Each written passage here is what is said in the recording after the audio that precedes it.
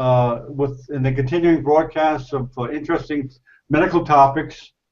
Tonight we have the pleasure of having Dr. Andrew Widner, MD. He's a board-certified neurologist, I believe from Rhode Island.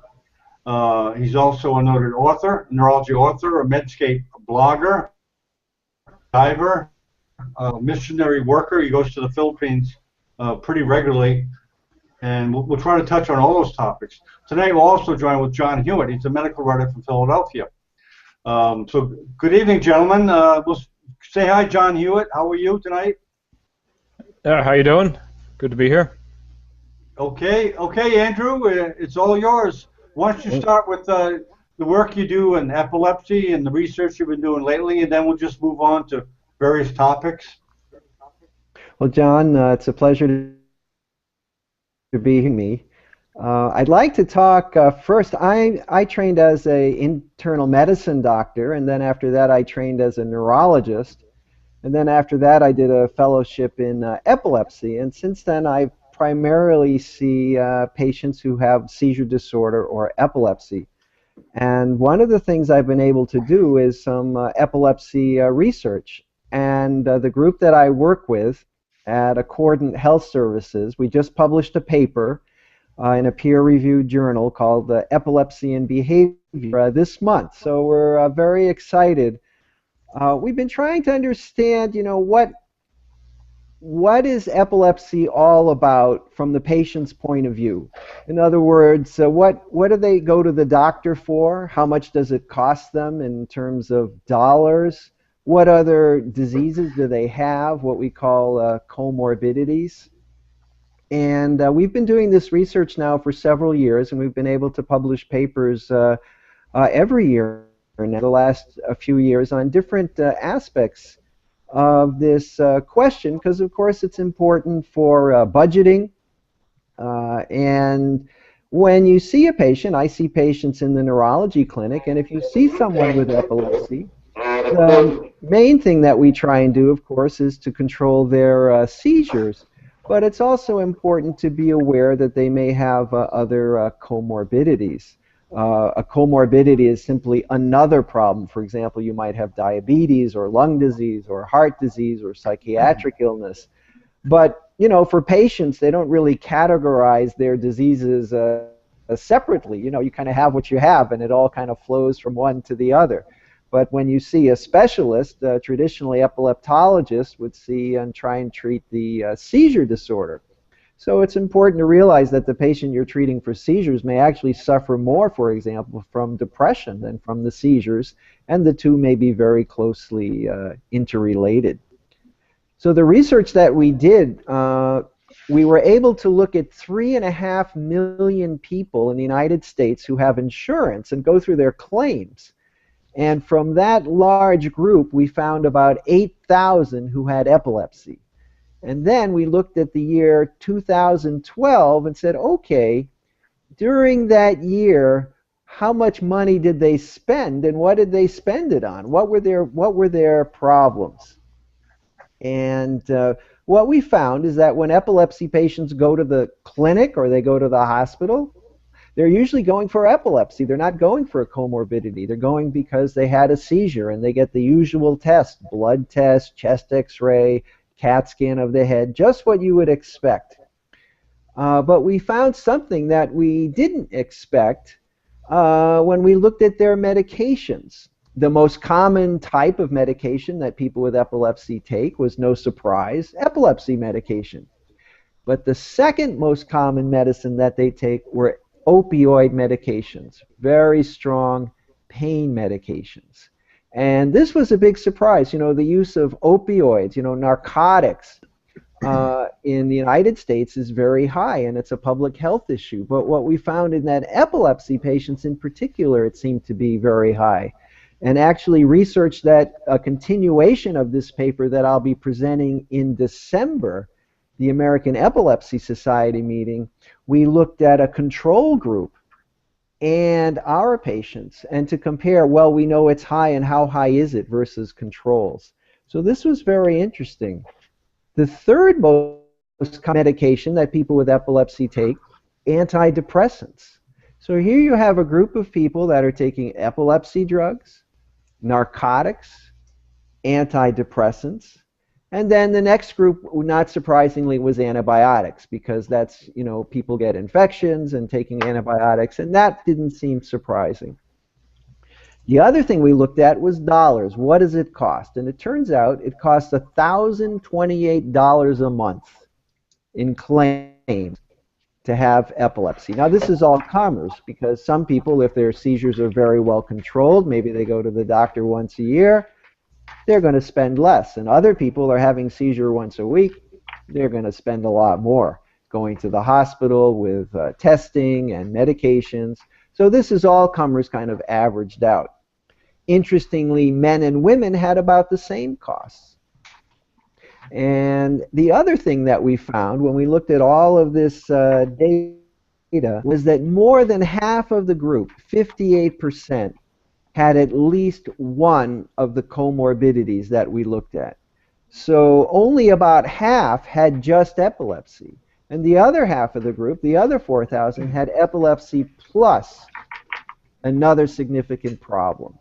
And the most common significant problem that they had was a psychiatric issue.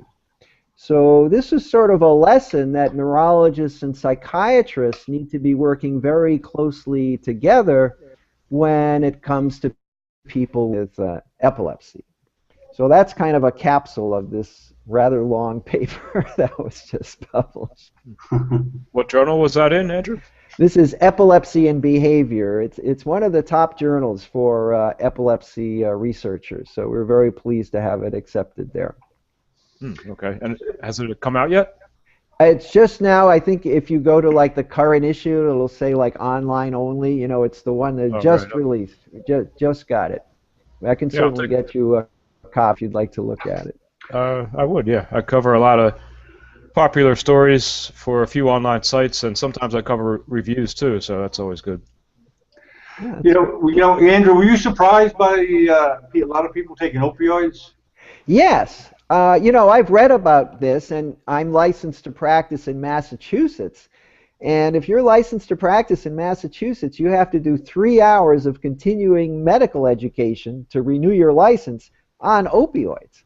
Right. That the state has recognized that you can't renew your license unless you do CME on opioids. So I've spent some time actually looking into this, but then all of a sudden, wow, this number pops up, the number 2 drug in this group. Now, epilepsy, what's really interesting about it is epilepsy in and of itself is not painful. It's not like arthritis or back pain or headaches. There's no pain per se associated with epilepsy. On the other hand, people with epilepsy, they fall when they have a seizure, they have injuries, they can break bones, they have headaches after seizures. So maybe that's why they're using the medicine. And I don't know why they're using the pain medicine, and that's actually sort of the next phase of what we're looking at. But I was very surprised. It's a big number. In talking about... Go ahead, John. In talking about comorbidity, you mentioned a lot of these folks have depression. Yes. I'm just wondering, is there any kind of correlations that you've observed with the actual onset of the seizure and the thoughts or activities that the depressed people are having? I mean, you already established their epilepsy, but if these are manic depressives,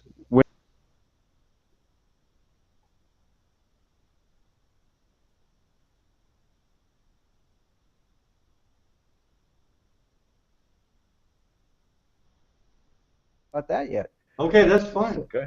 So I write a sometime weekly, sometime monthly blog for Medscape.com. And I've been doing that for about 5 years. And so there's about 150 blogs so far. So I went through them and found the best 100, and they're published in a book called Bullets and Brains.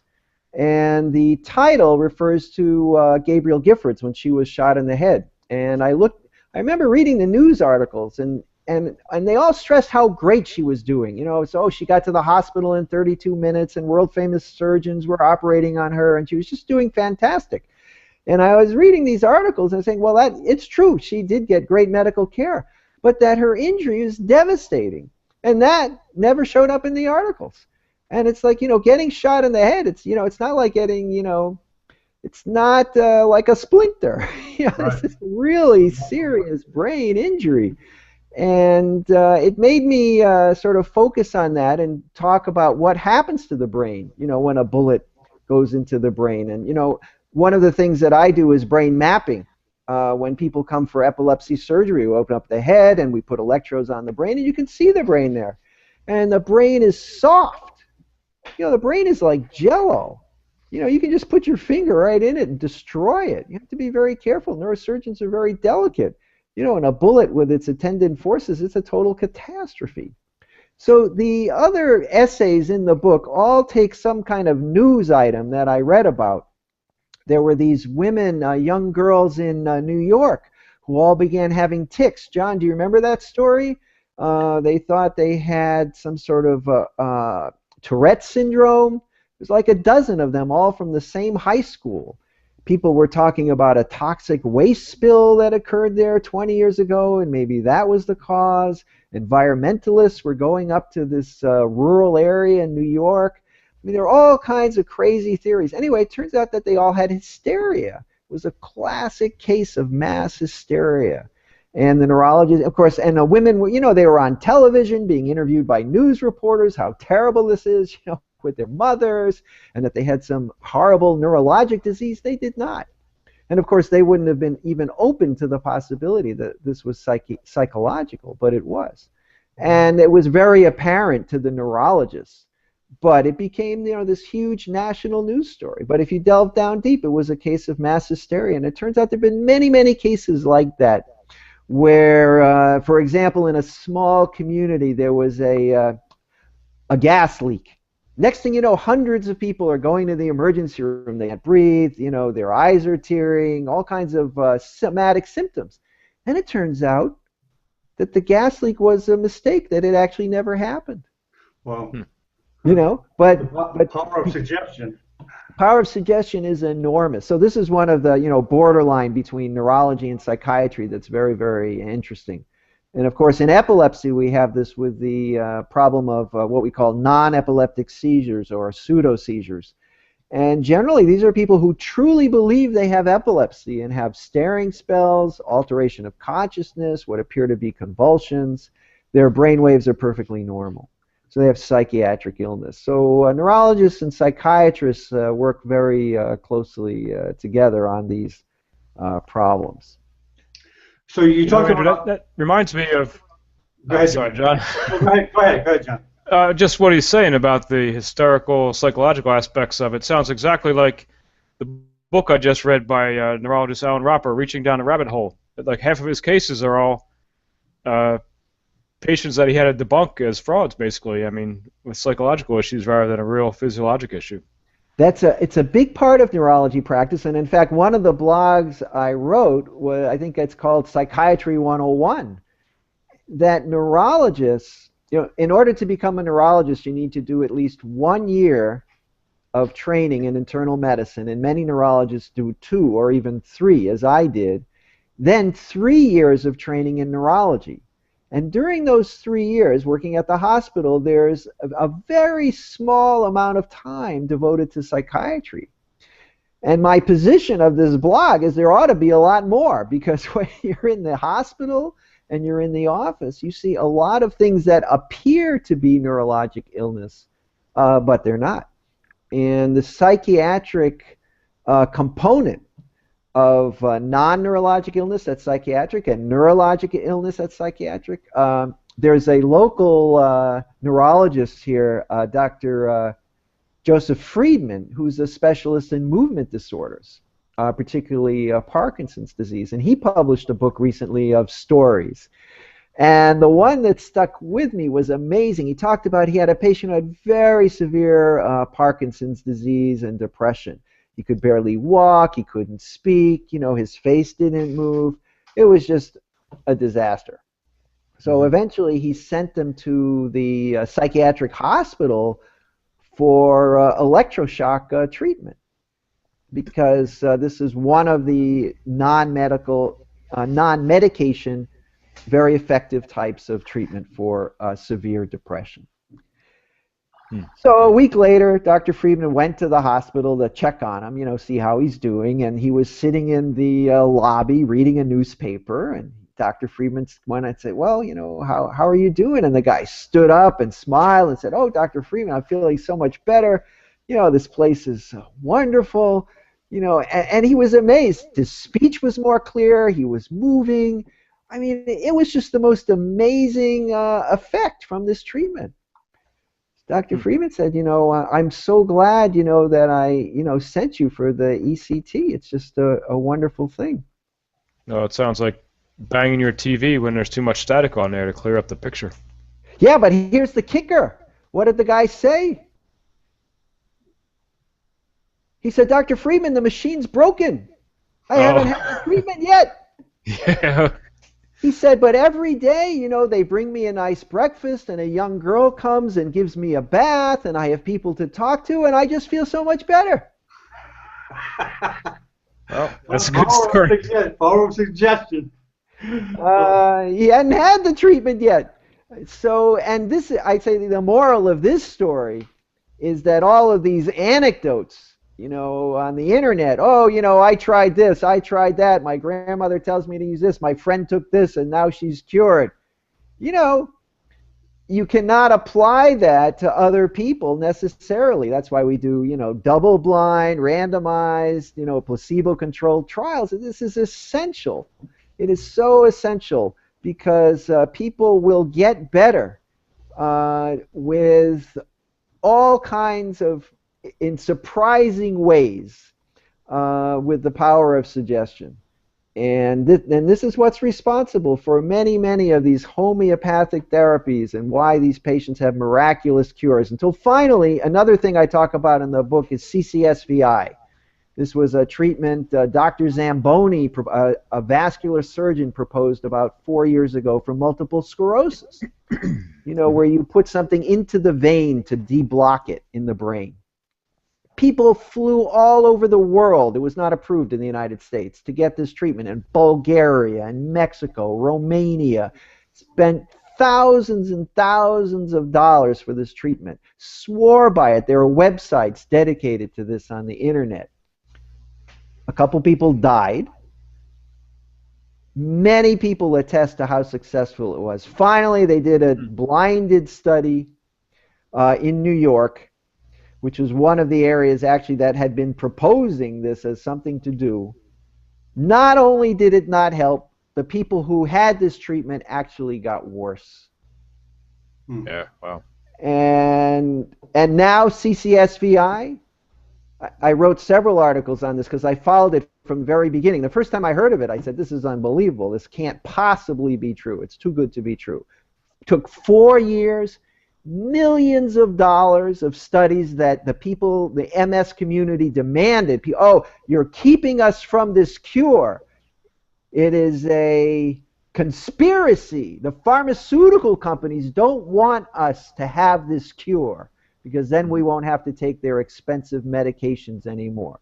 Neurologists don't want us to have this cure because then they'll have nothing to do. The lives of neurologists were threatened by patients accused of conspiracy who said, oh, this is total nonsense. Years later, finally, it's proved it's nonsense. Nobody even talks about it anymore. But the susceptibility of desperate people for these treatments, I really feel that we need to do a better job to protect people who are, vulnerable to these expensive and, dangerous theories that are proposed. Well, hopefully the internet can help educate people about that kind of thing. Right, so that's what we're doing, right? We're on the internet and we're educating. Well, Doc, you must have to do a pretty thorough workup on a patient that comes in with unusual neurological problems, including a pretty thorough psychiatric workup. Yes, in fact, we have a neuropsychologist in our office, and we send him many referrals. And I read an editorial today, I think it was by a neurologist, I think his name was Berger, but he was saying, neurologists are the last people who still examine the patient. Right, right. And neurology is complicated. And the neurologic exam takes longer than any other exam, and you have to spend a lot of time sorting this out. It's not self-evident. And you may need MRIs, a lot of modern tools, and patients often aren't receptive. Oddly enough, many patients prefer to have a neurologic disease than a psychiatric illness. Well, a large part of it is subjective part of the exam, not just the objective. Just your feeling, the psychiatric is obviously subjective, and it's abstract and verbal, as opposed to the objective reflexes, etc., strength. Oh yes, you have to be there. You have to be there and pay attention. And get a feeling for the patient. Absolutely. Well, you started writing pretty early in your medical career, or was that kind of a later thing? Oh, well, I've always loved to write since I was a child. Yeah. And in high school, I wrote plays that were performed, short stories I had published in college. And early in my medical career, I was the Ask the Doctor guy for the local newspaper in Charlotte, North Carolina for about 5 years. So I've always looked for opportunities to write. And I've been writing for Medscape, for more than 15 years. And it was about 5 or 6 years ago they asked me, all of a sudden there was this thing called a blog. So, the problem with writing is getting somebody to actually read what you wrote. Right. So, the blog, the guy said, okay, well, here, we'll pay you and you can write 1 or 2 every month and some people will actually read it. I said, okay, let's do that. And it's amazing, if you just keep your eyes open, you see stuff in the press that is just tantalizing. I'll read a headline and I'll say, gee, is this really true? Or is this, what's going on? What's really behind, a new treatment for Alzheimer's disease? Then you look into it, it's like 12 patients, 7 of them got better, 5 didn't. Total nonsense. Never should have been published in the first place. But It's a huge headline. There was just one from UCLA where they had some diet thing. It should never have been published. It was so misleading. It was like 20 patients who are on a diet. It was uncontrolled. It was all kinds of different patients. I mean, it was so unscientific. I wrote that it was an embarrassment, for the people who publish it. Never should have even been accepted by any kind of journal, but it becomes a big headline. And this has a negative effect on the public. They keep seeing these things, and if you're a layperson, how could you possibly, even a neurologist, you just read the story, you can't tell if it makes any sense. A layperson has no chance. Well, the internet's a double-edged sword with information. It can give out information very easily. Unfortunately, it can also give out bad information very easily. Yes, and I know that I monitor a few doctor chat sites, Sermo and Medscape. Oh, and so many of the doctors are frustrated, with patients coming in with, printouts from the internet. Doctor, how come you don't give me this? I've always found it incredibly insulting that a patient would even think that there's some epilepsy drug that I don't know about. How could that even be possible? Yeah. You know what I mean? That they read something in the paper that I don't know. This is my career. This is what I do. Right. And if, I don't even think that drugs, it's my own personal opinion, that the FDA's position, the old position against advertising, I thought was well taken. That, advertisements on TV for this product or that product, that's something your doctor's supposed to know if that's applicable to you. I just can't imagine a patient coming to the office with a suggestion of something that a physician didn't already know. If you're a specialist in rheumatoid arthritis, you know what the treatments are. You don't need, your patient saying, oh, I saw this lady dance. I saw something, some famous golfer has a commercial for, his rheumatoid arthritis was cured. Right. Phil, the big golfer of the day. Right, Phil Mickelson, and he's a great guy and a great golfer. But so if I have rheumatoid arthritis, am I going to go to my doctor and say, oh, I want this drug, and it's got a line of side effects, from here to California, including death? You think my rheumatologist had never heard of it? Why are the companies spending money like that? It serves no purpose, just waste everybody's time. Well, overall, Andrew, I think a lot physicians hopefully will take the task of curating a lot of this stuff on the internet and kind of filter the nonsense out, hopefully. It's going to take a lot of work for doctors to do that. And John, that's part of your job, right? yeah, well, that's exactly, Andrew. That's exactly what I'm trying to do. I'm trying to weed out the garbage, and I think hopefully, because obviously I can't do it alone, but there's thousands of physicians. I hope that they take a more active role on the internet with their patients and actually point the patients to good sites to look at, and of course not to change the therapy or whatever without consulting them. And John Hewitt also, right? You're a medical writer, and I mean, I'm sure you read stuff and you say, how can they say that, or they don't get deeper, into the story. What's this really about? Is it just a press release, that the company says, oh, we've got this great thing, or is it really news? Yeah, there's a lot of pressure to grab page views and inflate your headlines to make it sound like. For example, today there's a big story about a guy who had his olfactory bulb basically transplanted into his spine, and he could walk again. I don't know if you guys heard this story, but Did you hear that, Andrew? Hear about that? I have not read that story. That sounds. John, yeah, briefly tell Andrew about that. That was very interesting. It's researchers basically, I think, in Poland and University College in London, where they had this guy who was stabbed at, I guess, thoracic level 9 or somewhere, paralyzed, and after a year or two, they removed his olfactory bulb, one of them, he could still smell, and extracted the olfactory ensheathing cells, which basically can promote regeneration of axons. That's their job, to help these olfactory receptor neurons regenerate and grow. And the guy's walking around now with some assists, so it's a huge story.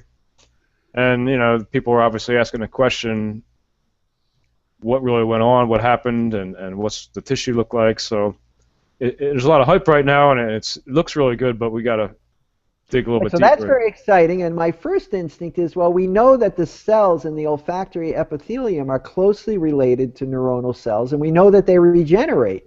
So there's sort of a reasonable, it kind of makes sense. Some things just don't make sense from, square one. But that at least has the potential to make sense. Now, whether, unfortunately what you often find in these situations, John, you probably remember way back when people were going to Mexico for Laetrile. Yes. Laetrile was the cancer cure. Well, Steve McQueen went down there. Right. I mean, it was huge. Everybody knew that Laetrile cured cancer. Right. So guess what? Laetrile doesn't cure cancer. But somebody actually took the time to go down to Mexico and to find out who these people were who had their cancer cured and get their medical records, from the U.S., from the hospitals, find out what kind of cancers they had, so on, and how this cure was miraculous. Well, it turned out that about half of them didn't have cancer in the first place. They did not have cancer. So there you go. They got better. And I don't remember about the other ones, but it was all nonsense. So, the question is, was this guy really paralyzed to begin with? How much was effort related? Just the kinds of things we're talking about, like the guy I was telling you about in the lobby, the Parkinson's guy in the lobby of the hospital. Suddenly he's miraculously better. There's a huge placebo response from surgery. Just having a sham operation. Right. Many people are so much improved. And of course, there's ethical issues. If you're doing a surgical trial, it's hard to just open somebody up and close them and not do anything. Right. That's kind of, you have to be very careful with studies like that. But it turns out that having a dramatic procedure can, make a huge difference. And this is an N of 1, right? It's one guy. So you really don't have enough information, and so this gets big headlines, right, John Hewitt, big headlines, yeah. And then, it'll percolate for a while and then disappear until somebody does, 20 of them, but that won't be for 2 years from now, and if it doesn't work, you'll never hear about it again. Well, go ahead, John, go ahead. No, you go ahead, John, I'm talking too much. Okay, well, I guess this is an interesting topic, Andrew and John. The subtle pressures on someone like John to come up with a big story. So they'll kind of take one case and kind of inflate the importance and kind of bend the science a little bit to get a good story out. So, John, this actually is directed to John Hewitt. John, what do you feel that kind of subtle pressure, or? No, not really. Let me give you a link here. I wrote a story today on using transparent graphing implants to enable simultaneous optogenetic stimulation. And I wrote the story, and no big deal, but the editors turned it around and kind of inflated the title a little bit. And sensational. Yeah, let me put the link in here. No big deal. You don't have to check it out, but just an example. Like, I don't write the titles myself. I just write the story. Well, this is something, John, I've learned as a medical writer, because very often I'll read the title of an article, and then you read the article, and it's like, well, what happened here? That's not the story I was expecting. So it turns out that it's an industry standard that writers don't get to write the titles, even in the New York Times. This is all throughout the journal. Who came up with this? I don't know, but this is part of, I think, you can blame the editors. Partly true. I write for Extreme Tech, and they do the titles, but other places, Medical Express and MedGadget, I could make my own titles there, so okay. It all depends. Wow. All right, so it depends. Okay, well, that's good to know. That's interesting. I didn't know that. So we can blame you. Okay. Yeah, somewhat. Well, I have to ask real quick, Andrew. I know you got to go, but what's your feeling about the possibility of stem cells regenerating nerves that have died? Well, I think, I'm far from an expert on stem cells, but it is one of the treatments they're looking at for many neurologic diseases. And I think, this idea that you have a cell that is not yet differentiated, it can become anything, and it can become a neuron. So that's cool. The problem is that's only half the problem. The other half is that neuron has to go to where it's supposed to go, and then it has to connect with what it's supposed to connect to so that something actually happens. So it's one thing that you can now have a functioning neuron. That's great. That's already a big news. But in the brain, for example, right, there are a few billion neurons, but there are billions and billions of connections. And nobody really has a clue how to get a neuron to connect to the right set, and get the right set to connect to it. Right. So that's actually going to be a much bigger problem than just coming up with the neurons themselves. You've got your little blocks, but putting them together, that's going to be a big job. And there are ways to do it. There are these chemotropic factors that make the neuron want to go this way or that way, but that's really a tough job. So it's not going to happen soon. It sounds like a pretty tall order. Wow. Even the idea of assigning the words, right and wrong, good and bad connections, I mean, that's even artificial too. It's not that nobody has the answer. Nobody could possibly have the answer. They just do what they want to do.